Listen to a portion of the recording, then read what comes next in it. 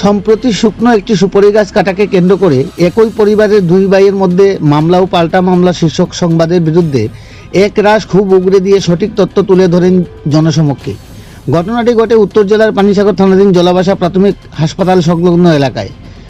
উক্ত ঘটনায় ছোট ভাই প্রদীপ মালাকার সংবাদ মাধ্যমে মিথ্যে তথ্য দিয়ে মিথ্যে সংবাদ পরিবেশন করে প্রতিপক্ষের সামাজিক সম্মান কলুষিত করাতে সংবাদের তীব্র সমালোচনা ও ধিক্কার জানিয়ে সত্য তুলে ধরেন বড় ভাই প্রবীর মালাকার।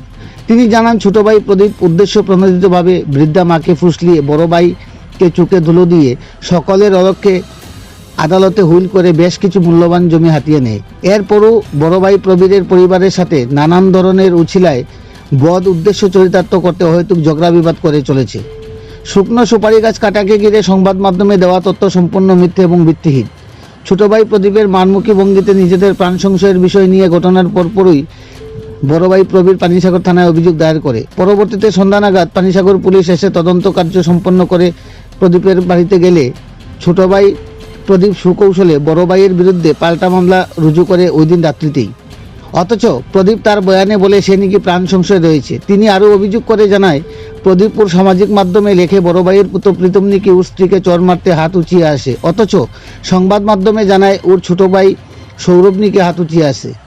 প্রদীপের ভাতিজা প্রীতম জানায়, কাকা প্রদীপ পরিকল্পিতভাবেই বাড়ি থেকে মোবাইলে ভিডিও করতে করতে এসে উস্কানিমূলক কথাবার্তা বলতে বলতে যাতে উত্তেজনাবশত প্রীতমেরা অস্বাভাবিক কিছু বললেই সেগুলো কৌশল করে সামাজিক মাধ্যমে ছেড়ে দেবে। এমনকি প্রদীপ নাকি হয়তো বাতিজা প্রীতমের উপর মহিলা সংক্রান্ত অপবাদ দিয়ে ওর সুখের পরিবারে অশান্তি সৃষ্টি করতে চাইছে। এর প্রত্যুত্তরে প্রীতম জানায়, কাকু প্রদীপ বিবাহিত এবং একটি উপযুক্ত কন্যা থাকা সত্ত্বেও তিনি নাকি বেশ কয়েকটি যুবতীর সাথে অশ্লীল ভাষা সহ কুপ্রস্তাব দিয়েছে মোবাইল ফোনে। তার সঠিক তথ্য ও প্রমাণ রয়েছে বাতিজা প্রীতমের কাছে। এই নিয়ে প্রীতমেরা স্থানীয় এলাকায় মালাকার সমাজে শরণাপন্ন হওয়াতে মালাকার সমাজের পক্ষ থেকে প্রতিবাদ জানিয়ে সঠিক ও সত্যনিষ্ঠ তথ্য সহযোগে তীব্র প্রতিবাদ জানাতে পরামর্শ প্রদান করে। তাই বড় ভাই প্রবীর ও ভাতিজা প্রীতম প্রদীপের বিরুদ্ধে অপবাদের বিরুদ্ধে সোচ্চার হয়ে তীব্র সমালোচনা এবং ধিক্কার জানিয়ে সঠিক তথ্য তুলে ধরে। পানিসাগর থেকে নিজস্ব প্রতিনিধি রিপোর্ট, শ্যামলী ত্রিপুরা। কী নাম আপনার? নমস্কার, আমার নাম প্রীতম মালাকার। আপনার এই এলাকাটার নাম কি? এটা জলাবাসা হসপিটাল রোড। কত নম্বর ওয়ার্ড? এটা 1 নম্বর ওয়ার্ড। তো আজকে যে আপনাদেরকে ডাকাইলেন কী কারণে? আমি আপনাদের প্রথমে আপনাদের নিউজ চ্যানেলকে অসংখ্য ধন্যবাদ জানাতে চাই যে আমাদের ডাকে আপনারা এসেছেন।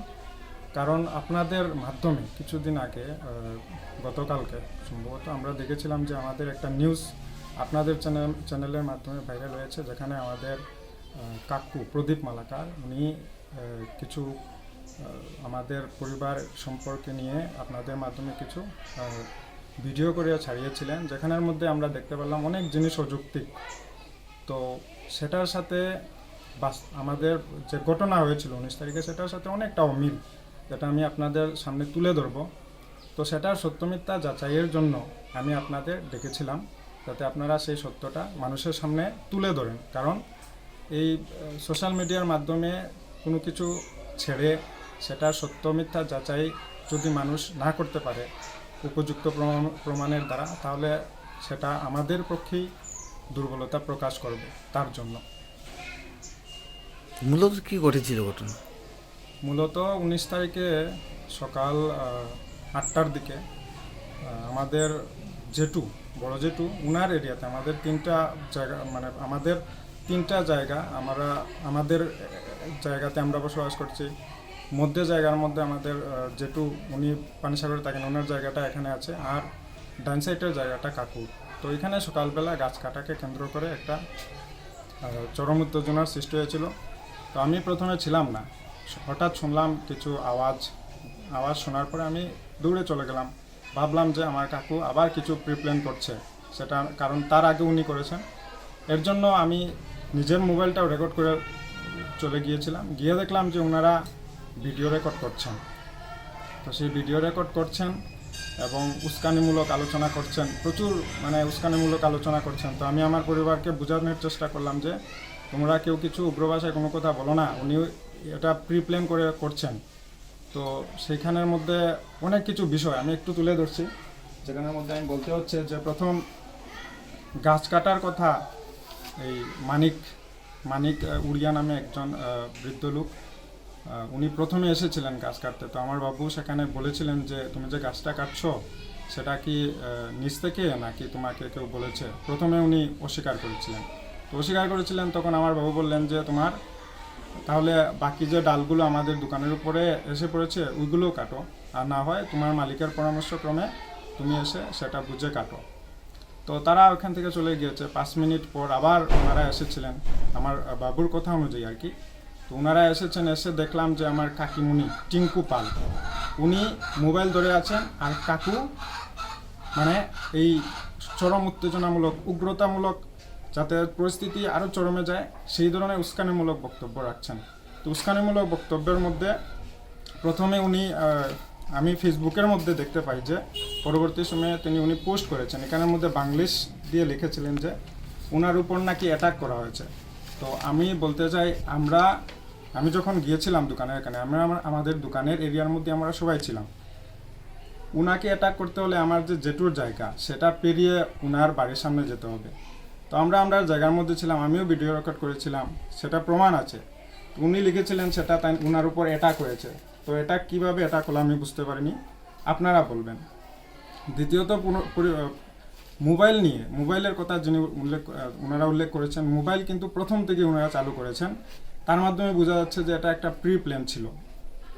তারপরে উনি ফেসবুকের মধ্যে এই যে আমার নাম ব্র্যাকেটে, মানে এখানে ব্র্যাকেট মানে উনি সাইকোলজিক্যালি বিষয় এটাই প্রকাশ করতে চেয়েছেন, যে হাইলাইট করেছেন যে আমাকে টার্গেট করার জন্য ব্র্যাকেটে লিখেছিলেন যে আমি নাকি উনার মিসেসকে মানে আমার কাকিমণিকে আমি চোর দেখিয়েছি ভিডিও শেষে, কিন্তু ভিডিও উনি ননস্টপ করে গেছেন একদম শেষ মুহূর্ত অবধি। আবার আপনাদের নিউজ চ্যানেলের মাধ্যমে উনি এটা বলেছেন যে আমার ভাই নাকি চোর মেরেছে। তো ফেসবুকের মধ্যে উনি লিখলেন আমি চোর মেরেছি প্রীতম মালাকার, আর আপনাদের নিউজ চ্যানেলের মাধ্যমে লিখেছিলেন যে আমার ছোটো ভাই চোর মেরেছে। তো এটা কেমন বিচার আমি জানি না, আপনারা বিচার বিশ্লেষণ করবেন। তারপরে উনি লিখেছেন যে থানায় নাকি আমরা মামলা করেছি যে উনাদের আমরা খুন করব বলে, খুন করার বিষয়টি উনি উল্লেখ করেছেন। কিন্তু আমরা থানার মধ্যে মামলা করেছি যেখানে আমাদের প্রাণ সংশয়ের রয়েছে, আশঙ্কা রয়েছে। তো প্রাণ সংশয়ের আশঙ্কা আর খুন করা বিষয়টা আপনারা বুঝবেন। আর বড় ভাই হিসাবে এমনভাবে পরিস্থিতির সৃষ্টি করেছে যে আমার বাবা, আমরা বলেছি যে এটা তোমার প্রি প্ল্যান, কারণ ওনার উপর আমাদের বিশ্বাস চলে গেছে। কারণ ওনার বিশ্বাসের অভাবে আমরা এই কথা বলতে বাধ্য হয়েছি যে তুমি আসলে কি করতে চাও। কারণ ওনার বাড়াটি যারা আছে, অনেক বাড়াটি আপনারা খবর করে দেখবেন, ওনারা সাধারণ মানুষ থেকে প্রতিবাদ করেনি, কিন্তু প্রত্যেকটা বাড়াটিয়া মানুষ কেঁদে কেঁদে বেরিয়েছে। আপনারা দেখবেন কোনো সময় কোনো একজনকে উনি মাও বানিয়েছেন, সেই মাও আজকে নেই, বাড়ি থেকে চলে গেছে। কোনো সময় কোনো টিচার, ওনারাও চলে গেছেন। মানে বিভিন্ন বিষয়, এগুলার যদি কোনো রেকর্ড লাগে আমিও তাও দেখাতে পাবো, আমার কাছে আছে যে উনি পার্টির সাথে কিভাবে উগ্রমূলক আচরণ করেন। কিছু জানাও আছে অনেক মানুষের, যদি প্রমাণ লাগে আমি দেখাবো যে উনি এত উগ্র মানসিকতার লোক, কিন্তু বাইরে উনি খুব মিষ্টি কথা বলেন। উনি মানুষের সিম্পেথি খুব সুন্দরভাবে কালেক্ট করেন এবং সেটাকে হাতিয়ার বানান। তারপরে উনি বলেছিলেন উনার স্ত্রীকে আমরা নাকি হেনস্থা করার চেষ্টা করেছি। আমি এখানে লিখে নিয়েছি, কারণ এত সব পয়েন্ট মাথার মধ্যে আয় না দেখি, আমি লিখে নিয়েছি। তো উনি বলছেন যে ওনার স্ত্রীকে আমরা হেনস্থা করছি, কিন্তু এই হেনস্থার ব্যাপারটা আমি যদি বলি কবে কোন দিন আমরা হেনস্থা করেছি তার কোনো প্রমাণ নেই। উল্টো উনি আমাদের উপরে একটা কেস দিয়েছিলেন। এই যে কেসটা, এটা 2021 সালে। সেখানে ঘটনা কী হয়েছিল, আমাদের পুকুর পাড়ে আর কি, সেটা পঞ্চায়েত থেকে বাদ করে দেওয়া হয়েছিল এবং আমাদের পুকুরটা আমার বাবার অর্ধেক অংশ ছিল আর আমাদের কাকুর অর্ধেক অংশ ছিল। তো ওই কাকুর অর্ধেক অংশের পাড়ের মধ্যে একটা আম গাছ ছিল। ওই গরম হইলে আমরা এখানে গিয়ে বসতাম, এখন আর বসি না, ওনার বয়ে আমাদের বন্ধুবান্ধব এখানে বসতাম, এখন কেউ মানে বয়ে ওখানে বসে না। তো ওই পুকুর পাড়ে একদিন আমি আমার একজন বন্ধু, আমরা ধর্মনগরে যার বাড়িতে পাড়া থাকতাম কলেজে পাঠরত অবস্থায়, তো ওই বাড়ির যারা কাকু কাকি সপরিবারে আমাদের বাড়িতে ঘুরতে এসেছিলেন।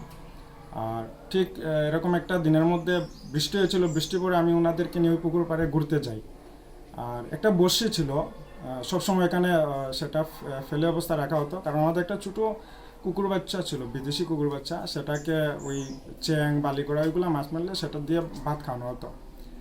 তো ওই ধর্মনগরের যে কাকু উনি বলছেন যে প্রীতম মাছ লাগবে নাকি, তো আমি বললাম কাকু একটা বল করে বলা যায় যে কাকু মাছ ধরলে তো আমরা খাবো একসাথে মিলে।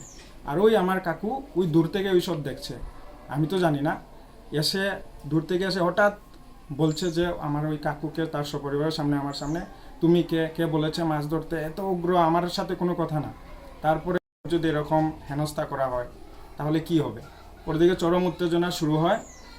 ওনাকে আমিও কিছু কথা বলি, যে রাগের মাথায় বলি, কিছু সত্যি কথা বলি আমি, যে তুমি এত নোংরা মানুষ, তুমি বিয়ে করা পরেও তুমি সামাজিক মাধ্যমে কিছু মেয়েদের সাথে অশ্লীল কুরুচিকর মন্তব্য করেছো। এই বিষয়টা উনি গতদিন তুলে ধরেছেন ভিডিওর মাধ্যমে। মানে ওনার যে একটা জেদ, ওনার যে একটা অ্যাটিটিউড কাজ করছে, বা এই যে একটা জেদ মেটানোর যে তার ওনার যে প্ল্যান, সেটা ওই ভিডিওর মাধ্যমে প্রকাশ হয়েছে। উনি এই নিউজের মাধ্যমে বলতে চাইছেন যে, ভিডিওর মাধ্যমে বলতে চেয়েছিলেন সেদিন, ওই ভিডিওটার মধ্যে আপনারা লক্ষ্য করবেন যে কথার কোনো মিল নেই, যে কি বলছে একজন মেয়েদের কথা। তো আমি বলতে চাই, উনি মেয়েদের সাথে কুরুচিকর মন্তব্য করেছেন। ওই মেয়েগুলা তাদের নিজেদের একটা আত্মসম্মান রক্ষার্থীগুলো কারোর সাথে আনেনি, প্রতিবাদ করেনি, কারণ একজন মেয়ে তার উপরেই চলে যাবে দাগটা। তো যদি প্রমাণ লাগে, তারও তথ্য প্রমাণ আমার কাছে আছে। তো এই যে হেনস্থার বিষয়টা যেটা বললেন, এই টিঙ্কু পাল পরবর্তী সময়ে মানে আমার কাকু ওনার মিসেসরে দিয়ে কেস করিয়েছেন। কেস করিয়ে ওনারা কোর্টে হাজির হননি, কিন্তু কেসের রায়টা আমাদের পক্ষে এসেছে বলতে সেখানে কেসটা ড্রপ হয়ে গেছে। তো আমাদের অনুকূলে এসেছিল, এই যে তার কপি সেখানের মধ্যে লেখা আছে। তো এই কথা আমি ভিডিওর মধ্যে বলেছিলাম যে তুমি তার আগেও এইভাবে আমাদের একটা সাজিয়ে মিথ্যা মামলা দিয়ে পুলিশ এনে আমাদেরকে হেনস্থা করার চেষ্টা করেছো। পরবর্তী সময় আমাদের উপরেই রায় এসেছে। বর্তমানে একটা কেস চলছে জায়গার উপরে বাটোয়ারি। আমরাও আইনের কাছে দ্বারস্থ হয়েছি যে এটা সমান বাট হোক। ওইখানের মধ্যে আরেকটা জিদ ওনার কাজ করছে, সেটা ভিডিও রেকর্ডিং না হলে অন্যান্য সময় উনি বলতেন। 2016 সালে আমাদের একটা উইল হয়েছে, কাকু করেছেন। 2018 সালে আমার ঠাকুমা মারা গেছে। আমার ঠাকুমার যত জায়গা আসলে উনি উইল করে নিয়েছেন, আমরা সেটা জানিনি। মানে আগে থেকে উনি প্রি প্ল্যান করে উইলটা করেছেন, এবং ধর্মনগর কোর্টে 2024 সালে মামলা করেছেন। এতদিন পর মামলা করেছেন আস্তে আস্তে সাজিয়ে। তারপরে আমরা কোর্টের কাছে আবেদন করেছি, এই উইল সম্বন্ধে আমাদের জানা নেই। এই উইলটা ওনার মাসির গড়ের ভাই, ধর্মনগরের একজন বাবন মালাকার কাছের মানুষকে নিয়েই উইল করেছেন।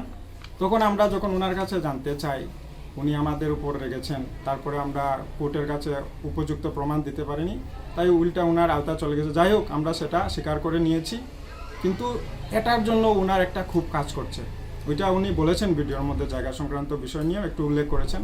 তো ওনার যে এই ক্ষোভ মেটানোর জন্য আমাকে বিশেষ করে সমাজের কাছে তোমার মানহানি করার জন্য আমার যে একটা স্ট্যাটাস আছে, উনি বারবার ভিডিওর মধ্যে বলেছেন, আপনারা দেখবেন যে শিক্ষিত, এই শিক্ষিত বিক্ষিত কি বলে, মানে আমাকে আরও উস্কানোর চেষ্টা করেছেন। তখন আমি বললাম যে সমাজ আছে, পঞ্চায়েত আছে, আইন আছে, তুমি বসো, তুমি একজন শিক্ষিত মানুষ, তুমি বসে সেগুলা সমাধান করো। কিন্তু উনি ভিডিও ছেড়ে চলে যেতে চাইছেন না, মানে ওই ভিডিওই করছেন। এটা মানে পুরো আমরা এখন বুঝতে পারছি যে উনি প্রথমে লিখেছেন ফেসবুকের মধ্যে, পরবর্তী সময় আপনাদের নিউজের মাধ্যমে সেটা প্রচারে এনেছেন। যখন কেস আমরা থানার দ্বারস্থ হয়েছি, পরদিন দেখা যায় উনি ফেসবুকে যখন লিখেছিলেন, তখন আমরা আবার থানার অবগত হই এবং ওনাদের পরামর্শক্রমে সাইবার ক্রাইমের মধ্যে রিপোর্ট করি, কমপ্লেন লজ করি। ওনাদের সাথে এখনও চলছে। পাশাপাশি আমরা কেস করার পরে আমরা আমাদের সমাজ ব্যবস্থা আছে, পঞ্চায়েত ব্যবস্থা আছে, ওনাদের কাছে আমরা চিঠি দিয়েছি যাতে এটা সুষ্ঠু বিচার দেখার জন্য। এই যে কিন্তু উনি কি বলেছেন কিনা আমাদের জানা নাই, কারণ আমরা একটা সমাজ পঞ্চায়েত মানি। তা সত্ত্বেও প্রথমে ফেসবুকে লিখেছেন, আবার আপনাদের মাধ্যমে নিউজ করেছেন, একচাটিয়া মন গড়া অযৌক্তিক কথাবার্তা। সেটার কি প্রমাণ করতে চাইছেন জানি না। আমি কোনোদিন এরকম ফেসবুকের মধ্যে আমরা সোশ্যাল মিডিয়ার মধ্যে এইসব ব্যাপারে আমি বলতে চাই না, কিন্তু আজকে বাধ্য, না হলে মানুষ আমাদেরকে ভুল বুঝবে। বিশেষ করে আমাদেরকে ওনারা টার্গেট করছেন। তারপরে ওনারা লিখছিলেন যে প্রাণ সংশয়ের জন্য থানার মধ্যে ওনারা পরবর্তী সময় কেস করেছেন, যেটা উনি ফেসবুকে লিখেননি। আমাদের কথা লিখেছেন যে আমরা কেস করেছি একটা সাজিয়ে, তাদেরকে আমরা হয়রানি করছি। কিন্তু পরবর্তী ওই দিনেই ওনারা কেস করেছেন। পরবর্তী সময় আমরা জানতে পারি, আমরা থানায় গিয়েছিলাম। এখন কথা হলো উনারা এইভাবে সাজিয়ে আমাদের বিরুদ্ধে লেখে আবার কেস করে আবার আমাদেরই মানে কি বলে মানহানির চেষ্টা করছেন, সেটা কিভাবে হয়। তারপরে ওই ছোটোখাটো অনুষ্ঠান করলে আমাদের বাড়িতে দেখা যায়, আমি এটা একটু অ্যাডিশনাল বলতে চাই যে ওনারা প্রত্যেক বছরই পূজা পার্বণ করেন, এটা ভালো কথা, এটা ভালো। কিন্তু দেখা যায় প্রথমে মানুষ আসলে প্রসাদ গ্রহণ করে পূজা পার্বণ চলে, খুব সুন্দরই চলে। কিন্তু ঠিক যখন পূজাটা শেষ হয়, রাত্রি গণিয়ে আসে, তখনই দেখা যায় একটা উল্টো রূপ। ওনারা রাত্রে 1টা 2টো 4টা অশ্লীল কি বলবো, মানে গানের একটু ধরন আছে, পূজা পার্বণ শেষে গানেরও ধরন আছে, কিন্তু এমন ওনারা গান বাজান 4টা অবধি, এত সাউন্ড, আমরা ঘুমোতে পারি না, আমরা কিছু বলতেও পারি না, বললেই ওনারা আমাদেরকে টার্গেট করেন। তো এইভাবে হেরানি আমাদেরকে করছেন, বিভিন্নভাবে করছেন, আরও অনেক কিছু, এত সব ভিডিওর মধ্যে বলাটা আমার সব কিছু মাথায় আসছে না। তো হেরানি উনি বারবার বিভিন্নভাবে বলছেন। এরপরে উনি বলছেন লাস্টে ফেসবুকের মধ্যে, এখানের মধ্যে লিখেছিলেন যে আপনারা দেখবেন ওনার ফেসবুক পোস্টটা, যেখানে লিখেছিলেন যে আমরা ওনাদেরকে কয়েকদিন পর আমরা ডেইলি অ্যাটাক করার চেষ্টা করি আর কি। তো আপনারা বলুন, ওনারা দুজন চাকরিয়ান, আমরা জানি উনি চাকরিরত অবস্থায় আছেন দুজনেই, এটা ভালো জিনিস। ওনারা যদি প্রত্যেক দিন চাকরির সুবাদে ওনারা ডিউটিতে চলে যান, আমরা কিভাবে ওনাদের উপর অ্যাটাক করতে পারি? কাকিমণি, আমাদের শ্রদ্ধেয় কাকিমণি বলেছেন যে আমি নাকি চোর দেখিয়েছি। আমি যদি চোর দেখি, আপনি তো ভিডিও করেছেন, সেই ভিডিওটার সত্যতা প্রমাণ করুন। পাশাপাশি ওই ভিডিওর মধ্যে উনি আমাকে কুত্তা বলে সম্বোধন করছেন। এখন যদি আমাকে কুত্তা বলেন, আমি ওই কাকিমণির প্রতি আমার কি সম্মান থাকবে আপনারা বলুন। তারপর ওই ভিডিওর মধ্যেই যদি কেউ ভালো করে যাচাই করে, সেখানেই উনি ধরা পড়ে যাবেন, কারণ শাক দিয়ে মাছ টাকা যায় না। ওইখানের মধ্যে উনি বলেছেন, আমার কাকু যে ভিডিও বন্ধ করে একটু ফিস করে বলছেন। আর সবশেষে আমি এটাই বলতে চাই যে উনি যদি একজন ভদ্র মানুষ হতেন, তাহলে উনি সাথে স্থান ত্যাগ করে চলে যেতেন। কি দরকার ছিল এত সব ভিডিও করার? আমার কাছেও ভিডিও ছিল, কিন্তু আমি মানবতার খাতিরে, আমার নৈতিকতার প্রশ্নে আমি এটা ফেসবুকে আনতে চাইনি। কারণ প্রত্যেকটা পরিবারের মধ্যে একটা ছোটোখাটো ঝগড়াঝাটি লেগে থাকে, কিন্তু এটা সামাজিক মাধ্যমে আনাটা আমার মনে হয় না ঠিক আছে বলে। এই যে বারবার উনি ফেসবুকে আপনাদের মাধ্যমে যে এনে আমাদেরকে কি করার চেষ্টা করছেন, এটা আপনারা একটু সুবিচার করবেন, এটা আমার অনুরোধ রাখবো। আর সবশেষে আমি বলতে চাই যে এরকম সমাজ ব্যবস্থা আছে, আইন আছে, আমরা আইনের দ্বারস্থ হতে পারি, সমাজের কাছে যেতে পারি, মিলেমিশে আমরা শেষ করতে পারি। কিন্তু এইভাবে উনি যে করছেন, এটা ঠিক নয়। কারণ এইভাবে ঘটনা করার পরে দুনো দিক দিয়ে আমরা শারীরিকভাবে সুস্থ থাকলেও মানসিকভাবে সুস্থ থাকতে পারবো না, এই জ্ঞানটুকু ওনার থাকা দরকার।